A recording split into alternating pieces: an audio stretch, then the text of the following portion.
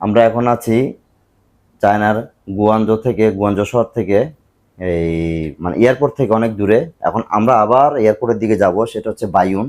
এখন বাইউনের উদ্দেশ্যে রওনা দিব। তাই আপনাদেরকে দেখাচ্ছি, এখন আমরা রুম থেকে বের হয়ে যাব। এখন আমরা বের হয়ে যাব। লক হয়ে গেল এখানে। এখন আমি সারাদিন খুললে হবে না, এখানে হচ্ছে যে পাসওয়ার্ড সিস্টেম।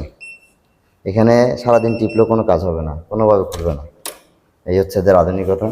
অনেক বিশাল এক হোটেল, অনেক বড়। এখানে অনেকগুলো রুম আছে। আর এই লাইটগুলো হচ্ছে আপনার অটোমেটিক জ্বলে। এই লাইটগুলো হাঁটলে রাতের বেলায় হলে দেখানো যায়, আপনাদেরকে দেখাবো।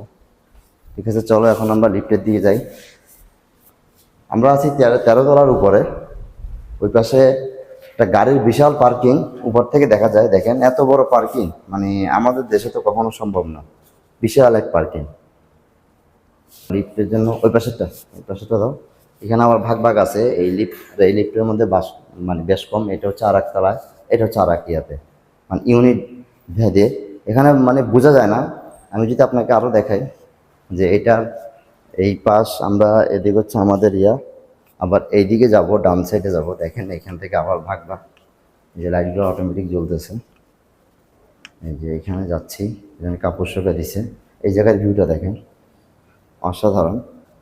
মানে এই বিল্ডিংগুলো এত সুন্দর বিল্ডিং, মানে কি বলবো। বা ইয়াসিন এদিকে আসো, বিল্ডিংটা দেখেন। এটা চায়না আসলে দেখার মতো একটা শহর।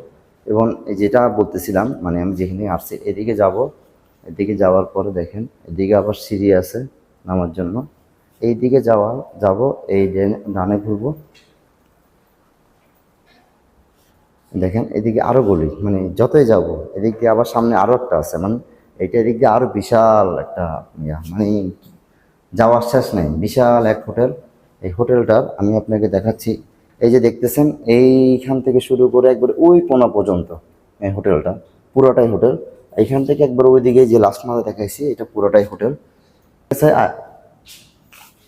আমরা যেটা আসছিলাম এদিকে আমাদের এটা, এই যে ওইখান থেকে শুরু করে এদিকে আসো,